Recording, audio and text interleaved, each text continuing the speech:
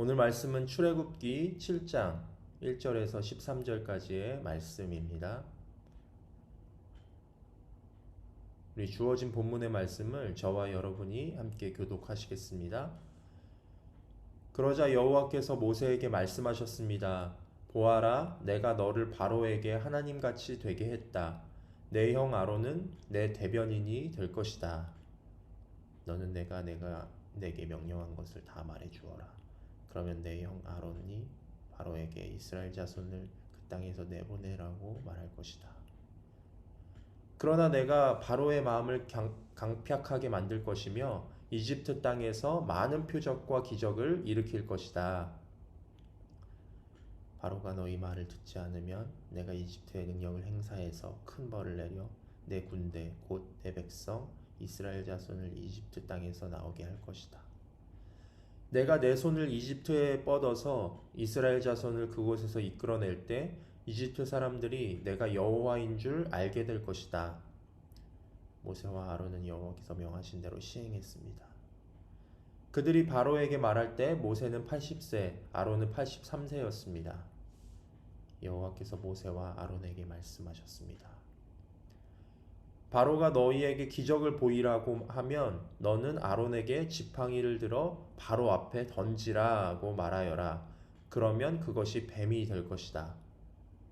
그리하여 모세와 아론은 바로에게 가서 여호와께서 그들에게 명령하신 대로 했습니다. 아론이 바로와 그의 신하들 앞에서 자기의 지팡이를 던졌더니 뱀이 됐습니다. 그러자 바로는 지혜로운 사람들과 마술사들을 불렀습니다. 그 마술사들도 자기들의 비법으로 똑같이 했습니다. 이집트 마술사들 각자가 지팡이를 던지자 뱀이 됐습니다.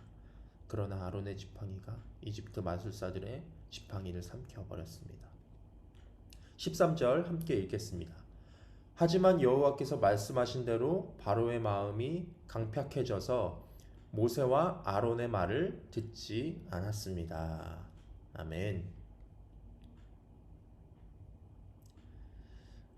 네, 오늘 본문의 시작은 하나님께서 모세에게 이르시되 바로에게 가서 하나님께서 말씀하신 것을 바로에게 전달하라고 부르시는 장면입니다.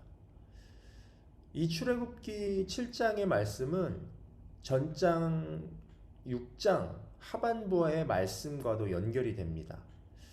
6장 28절부터 30절에 여호와께서 모세에게 나타나셔서 말씀하시되 바로에게 가서 하나님의 말씀을 전달하라고 명령하시죠.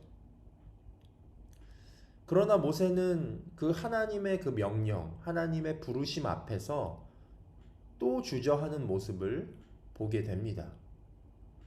모세는 하나님께 제가 입이 어눌한데 어떻게 바로가 제 말을 듣겠습니까? 라고 또 핑계를 대고 있습니다. 그러자 하나님은 오늘 본문의 모세를 안심시키시면서 재차 거듭하여 말씀하고 계십니다. 내가 너의 형 아론을 붙여줄게. 걱정하지 마. 이렇게 말씀하시는 것이죠. 이전에도 이렇게 말씀하셨지만 아직도 모세는 그 두려움을 떨쳐내지 못하고 있는 것 같습니다. 그렇기 때문에 하나님이 계속해서 재차 말씀하고 계시는 것이죠.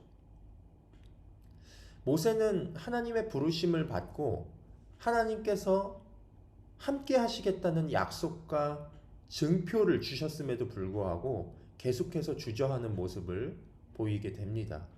이러한 성향으로 봤을 때 모세가 정말 이스라엘을 이끌 출애굽을 이끌 지도자가 맞는지 우리는 의문이 됩니다. 정말로 이 큰 일을 감당해낼 수 있을까? 이런 생각이 들기도 한다는 것이죠. 당시에는 어떤 인재상이 높은 평가를 받고 있는지는 모르겠습니다. 받고 있었는지 모르겠습니다. 우리가 살고 있는 지금의 이 사회를 기준으로 봤을 때 모세는 결코 리더십으로 적절하지 않은 인물인 것 같습니다. 그는 자신이 스스로 인식하고 있는 대로 좀 말이 어눌하고 그리고 나이도 많습니다. 그리고 좀 배포가 큰 인물이 리더를 맡아도 모자를 판에 모세처럼 인생의 큰 실패를 경험한 사람이 어떤 좀 내성적이고 나서기 싫어하는 사람이 리더를 맡기에는 자질이 부족해 보입니다. 인간의 눈으로 봤을 때 모세는 자격 미달인 셈이죠. 모세 자신이 이러한 사실을 누구보다도 자신이 잘 알고 있었기 때문에 하나님의 부르심에도 주저주저 하면서 이렇게 좀을 주님 앞에 그렇게 적극적으로 반응하지 못하지 않았나 그렇게 생각을 합니다. 그러나 하나님의 관점은 달랐습니다. 하나님은 리더를 세우실 때 능력 있는 사람, 유능한 사람, 배포가 큰 사람을 찾아서 어떤 자격 조건이 충족되어야만 그 사람을 리더라고 부르시지 않았습니다. 이는 사람들이 말하는 기준이죠. 하나님께서는 사람의 기준이 아니라 하나님의 주권적인 선택으로 리더를 세우십니다. 사실 모세가 어떠하던 상관없습니다. 모세가 말을 잘하던, 모세가 못하던, 능력이 있던 없던, 나이가 젊든 늙어 있든 뭐 상관없이 하나님께서 모세를 선택하여서 사용하시기 원하셨기 때문에 그를 하나님께서는 사용하시기 원하셨고 그를 부르신 것입니다. 하나님의 선택에는 결코 우연이 없습니다. 그 선택에는 반드시 하나님의 뜻이 담겨져 있는 것이죠. 물론 그 당시 모세보다도 더 똑똑하고 모세보다도 말 잘하고 유능한 사람이 얼마나 많았겠습니까? 그러나 하나님은 모세를 통해서 모세라는 그 한 사람을 통해서 일하시기 원하셨고 모세의 어떠함이 아닌 하나님의 주권으로 모세를 출애굽을 이끌 지도자로 세우신 것입니다. 오히려 모세의 연약하고 부족함이 하나님의 능력을 담아내기에 더 오히려 하나님의 능력을 나타내기에 더 적합한 인물이었다는 것이죠. 본문 1절에는 하나님께서 모세에게 이렇게 말씀하십니다. 보아라, 내가 너를 바로에게 하나님같이 되게 했다. 내 형 아론은 내 대변인이 될 것이다. 이 말은 바로가 하나님을 두려워하듯 모세를 두려워하게 될 것이라는 말씀입니다. 천하의 바로가 누굽니까? 당시 가장 큰 권력과 군사력을 자랑하는 애굽의 왕이었습니다. 그런 그가 뭐가 모자라서 모세를 두려워했겠습니까? 비록 바로의 마음이 꾸준히 강팍해지고 완악할지라도 하나님은 이미 바로의 고집을 통해서 하나님의 권능을 나타내시기로 결정하신 것이죠. 바로가 완고하여서 하나님의 말씀을 듣지 않을 것이지만 오히려 그것들을 통해서 하나님은 큰 권능과 기적을 일으키시고 이스라엘 백성들을 출애굽하게 하시기로 결정하신 것입니다. 아무리 바로가 하나님의 말씀에 귀를 닫고 이스라엘을 억압하고 여호와의 억압하고 또한 그 백성들을 포갑 정치로 아주 정말 그들을 괴롭게 해서 어떤 공포 정치로 다스리려고 해도 여호와의 능력으로 말미암아 하나님께서 일을 행하실 것이기 때문에 모세와 아론은 두려워하지 않고 바로에게 담대히 하나님의 말씀을 증거할 수 있었습니다. 결국 모세도 처음에는 두려워했지만 거듭된 하나님의 약속을 받고 그 하나님의 부르심을 받아서 담대함을 얻어서 바로 앞에 나아갈 수 있었던 것입니다. 당시 모세는 80세였고 그의 형 아론은 83세였습니다. 그때 당시에 아무리 수명이 지금보다 더 길었다고 하더라도 그들은 노인들이었습니다. 그러나 하나님은 그들의 어떠함과 상관없이 그들이 젊던, 그들이 힘이 있던, 그들이 늙어 있던 그들이 노인이든 상관없이 하나님께서는 그들을 사용하시기로 작정하셨죠. 여기서 중요한 것은 하나님의 작정입니다.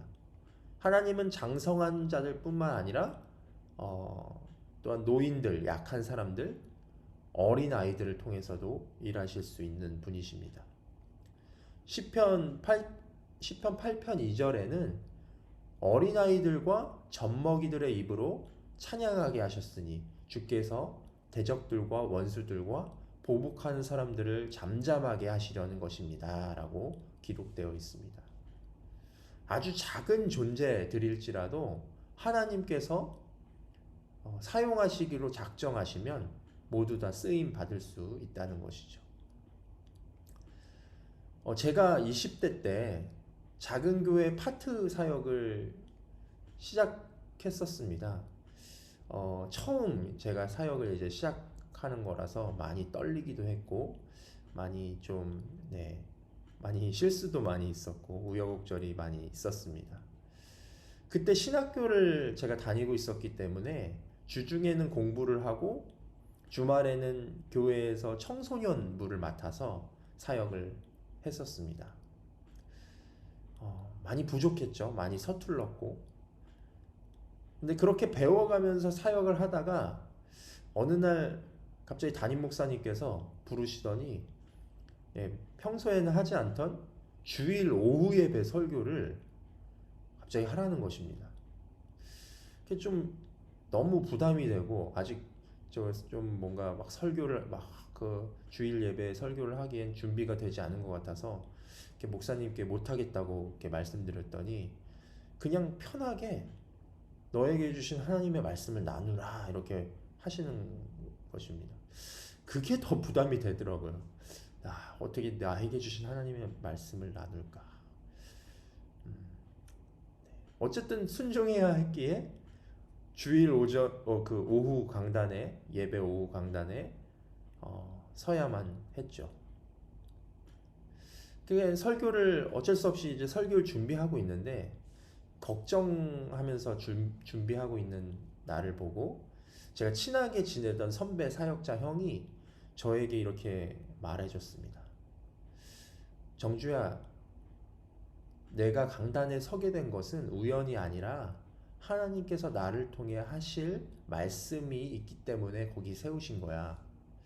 물론 나보다 설교 잘하는 사람은 너무나 많지만 그 시간에 그곳에 모인 사람들에게만 하나님께서 하실 말씀이 있고 그 말씀을 전달할 수 있는 사람은 나밖에 없기 때문에 하나님께서 나를 세우신 거라. 그 마음으로 강단에 올라가라 이렇게 말해 줬습니다. 그때 그 말이 저를 살려냈던 것 같습니다. 저는 그 말씀을 믿고 강단에 올라갔고 말씀을 제가 서툴고 좀 말이 어눌하고 좀 설교하는 게 쉬운 일은 아니었지만 그래도 하나님의 말씀, 하나님의 부르심이라는 생각을 가지고 그 강단에서 말씀을 전했던 기억이 있습니다. 지금도 그 믿음으로 항상 말씀을 전하고 있습니다. 비록 내가 부족해 보이고 연약해 보이고 내가 가진 것이 작을지라도 하나님은 그 어떠함에 영향받는 분이 아니십니다. 바로를 두려워 떨게 만들었던 것은 모세의 어떠함이 아니죠. 모세가 하나님같이 보였기 때문에 모세와 함께하는 그 하나님을 두려워했던 것이죠. 우리가 하나님께 있는 모습 그대로 나를 내어드리며 주님 앞에 나아간다면 하나님은 나를 통해서 놀라운 일들을 행하실 것입니다.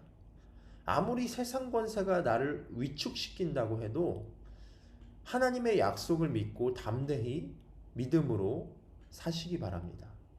하나님은 그 세상에 하나님의 능력과 영광을 나타내실 것입니다. 모세와 아론은 바로 앞에서 하나님께서 말씀하신 대로 그 아론의 지팡이를 던집니다. 그러나 그 지팡이가 뱀으로 변하죠. 사실 하나님께서 바로가 완악하여서 이러한 기적을 보고도 하나님께 굴복하지 않을 거라는 사실을 하나님께서 이미 알고 계셨습니다.